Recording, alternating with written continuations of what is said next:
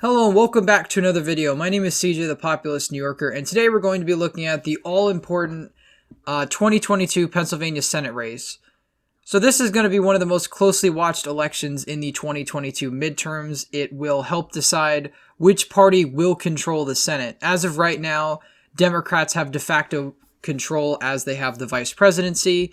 If Republicans were able to hold on to the seat, all else equal, there would be no change in the Senate. It would be a 50-50 tie. Kamala Harris would be able to break tie votes. However, if Democrats are able to secure this seat in the 2022 midterms, they will have a straight-up majority, again, all else equal, which will allow them to pass key Democratic proposals such as possibly D.C. statehood, possibly abolishing the filibuster, and things along those lines. And again, no doubt, it could be one of the most consequential midterms we've had in a very long time, and it will ultimately determine how the rest of Biden's term will go on and how effectively he's able to govern. So first, let's take a look at the slate of candidates that we have. Now, again, it is April of 2021. It is very early, but we have a decent amount of declared candidates on the Democratic side. The Republican side, honestly, not a very impressive lineup for the Republicans here. Essentially all failed electoral candidates. Kathy Barnett ran for Pennsylvania's 4th district. It's a fairly Democratic district, and she lost handedly. We have Jeff Bartos, who was the nominee for lieutenant governor in 2018. Again, lost handedly. I think they lost, him and Wagner lost by 17 points. Sean Gale, Montgomery County Commission. Don't even know who that is. I don't think many do. And Everett Stern, who was a candidate for 2016 in the Senate, probably ran in the primary, lost to Pat Toomey. So already there's not a lot of big names for the Republicans here in Pennsylvania. There's not really any word about Brian Fitzpatrick possibly running as the Republican nominee. I think he would definitely have the strongest chance of winning the general election against any of the Democrats that's running, just because he is the most well-known, and he has a lot of suburban appeal, and we'll get to that a little bit later in the video. So, of course, Pat Toomey is not seeking re-election, so we don't have to worry about the possibility of him running. Lou Barletta is not running again. He ran for Senate in 2018 and was in the House for 8 years.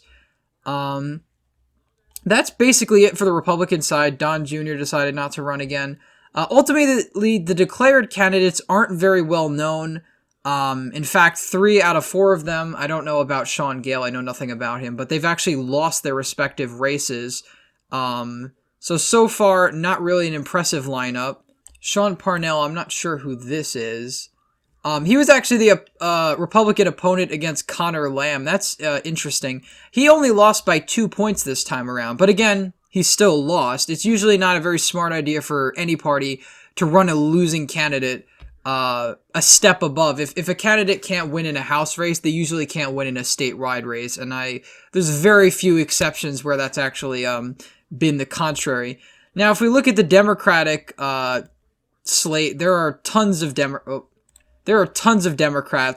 running. The biggest heavy hitters among them is John Fetterman. He's the current lieutenant governor, ran for Senate in 2016 for the Democrats, and was mayor of the city of Braddock, which is located in Allegheny County, from 2005 to 2019. And Malcolm Kenyatta, he is a state rep out of Philadelphia, and these two have the most name recognition. There's a lot of essentially a whole lot of no names, and just these are people that aren't really well known. Publicly expressed interest, no idea who these candidates are, to be quite honest. Connor Lamb jumping into the race would be an interesting dynamic, because you would have essentially 2 more centrist-y Democrats along with Kenyatta running against a progressive Democrat, Fetterman.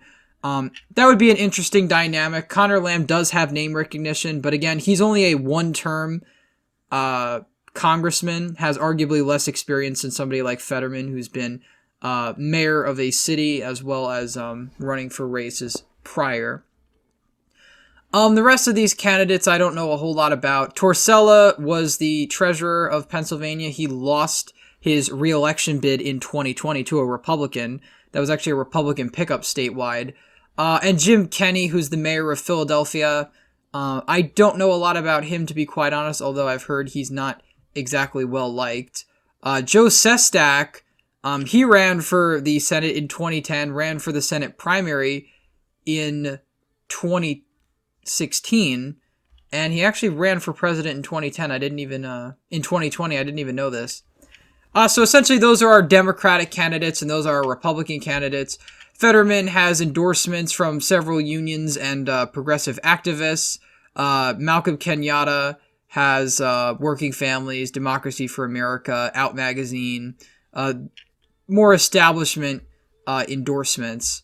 So if we look at, first off, the dynamics for the general election in Pennsylvania, in 2020, the Democrats won the state of Pennsylvania presidentially by 1.2%. A very close margin with Biden and Trump being on the ticket. Now, again, this is going to be an off-year Senate race, so this isn't exactly the kind of dynamic we're going to see. The turnout's not going to be as exactly high. But this goes to show you that Republicans keep this state very competitive. This is a purple state. Again, as we talked about, the treasurer's race actually flipped to the Republicans. So did the state auditor's race. So we actually had two statewide positions in Pennsylvania flip to red. Previously, all statewide positions, minus Toomey, had been occupied by Democrats. We look at the 2016 election. This was the last time Pat Toomey was up. He was up against Democrat Katie McGinty, and he won this election by 1.5%, more than Biden won this election in 2020. Now, if we look at Pat Toomey's strong suits, they're actually located mainly in the suburbs. If we actually pull up the presidential election results from 2016, which again, I just say this is relevant because this is the last time we've had this seat up for re-election. A lot of these counties went blue very narrowly. Center County went blue, Bucks County went blue, Lehigh County went blue. These are all counties. Oh, Lehigh went blue both times, but Bucks County, Center County, Dauphin County, these are all counties that Toomey was able to hold on to. And in places like Montgomery County, he was able to keep somewhat competitive for safe blue counties. Now, I don't expect these counties to be as close in 2022. But if Toomey had run again, maybe provided he didn't vote for impeachment, I think he would probably be the favorite in this race. However, I think it would only be lean Republican or even tilt. And we'll get into the Democratic opponents. But the problem for the Republicans in the Senate race in Pennsylvania right now is that they don't have a lot of heavy hitters. They don't have a lot of candidates with name recognition. And 3 out of the 4 declared candidates have lost races prior, more subordinate races. They lost House races prior. Everett Stern lost a primary, so I guess you could say he's probably, at the moment, the most electable out of all these. But the other candidates don't look too promising for the Republican side. On the Democratic side, of course, the two biggest heavy hitters by polling is Kenyatta and Fetterman. I want to see if they have the actual hypothetical polling on here, but I don't think they do on this particular Senate race. So we'll just have to go off speculation, really.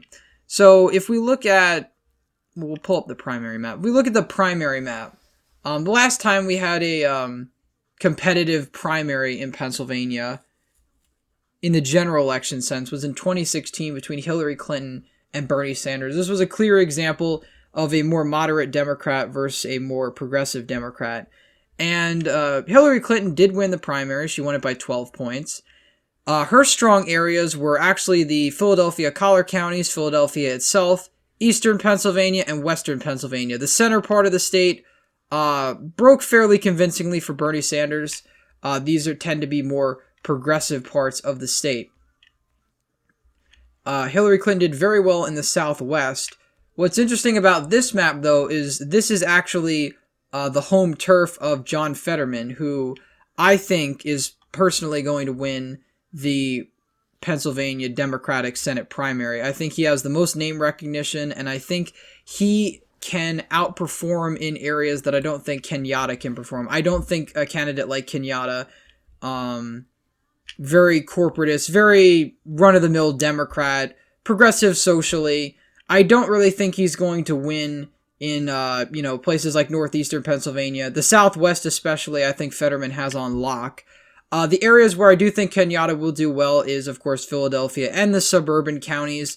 Maybe Dauphin County, which is home to Harrisburg. But I think geographically, most of the state is going to go to Fetterman. And I think he's going to win the primary probably by 10 or 15 points as of right now. We could take a look at the last time John Fetterman was up for a primary.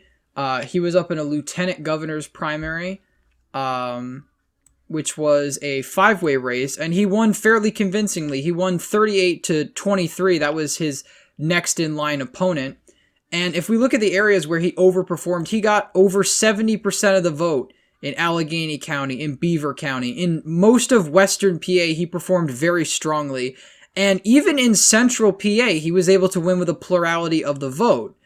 So I really think these are areas where Fetterman is going to perform very strongly. And I also think northeastern PA, because again, I don't think you're going to see as many candidates do as well geographically. I think Fetterman and Kenyatta are certainly the heavy hitters in this primary. And again, we have a year, more than a year to go before we actually hit this primary. So as of right now, I think Fetterman is the strongest contender for the Senate nomination. Where does that put him in the general?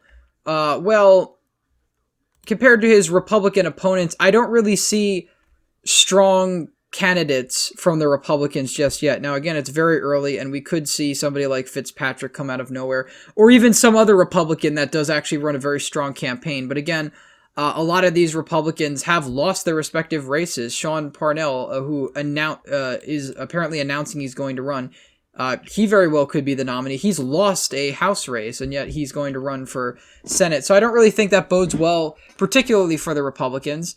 But based on the fact that this is going to be a Republican year, which again, that gives the Republicans the edge here.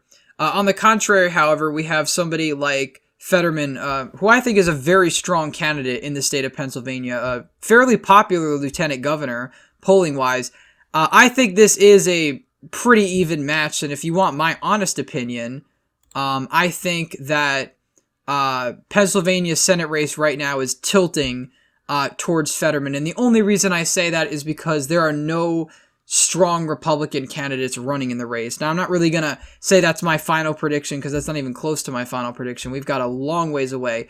But if I were to gauge this race right now, I would say Fetterman clearly has the advantage. If we just pull up the 2020 map, I think Fetterman can do better in places like Luzerne County. I think the suburbs are going to be probably bluer than they were in 2020, depending on who the nominee is. And even possibly rural areas, places that might get redder, maybe the northeastern part of Pennsylvania, since it's going to be an off year. Maybe Erie County in the general will be a bit redder. But I think Pittsburgh will probably stay somewhat similar. And I think Fetterman is going to do slightly better in rural areas. Now, again, that's all subject to change, because Fetterman could easily be up against a formidable challenger, which in that case would definitely put this race in a dead heat. But I think Fetterman has a slight advantage. However, that doesn't mean Republicans should give up on the state. This is going to be a very close race, I think, either way. I think whether we have Fetterman win the race or we have a Republican win the race, I think this is going to be within 2 points, give or take. I think it's going to be a very close race, and there's probably going to be tens of millions of dollars spent on it, because control of the Senate hinges in the balance. Again, as we looked at before, Fetterman wins this race, Democrats have complete majority in the Senate, all else equal. Republicans win this race, they're in the exact same position that they were before. So right now, we'll just leave it as a toss-up. Again, I think, if you want my honest opinion, I think this race is tilting toward Fetterman, but there's not really a whole lot I can do in the general yet, considering we're so far out. But based on, again, past results, 2016, if we look at past Senate results even, 2010, Pat Toomey, this was a red year. 2010 was a bloodbath for the Democrats. Pat Toomey only won this seat by around 2 points. Now, I think Republicans have a harder time winning in a state like Pennsylvania in general, just because the state has a lot more registered Democrats. So I think Republicans, when they win, it's by smaller margins. When Democrats tend to win in PA, it's usually by high single digits, even double digits sometimes.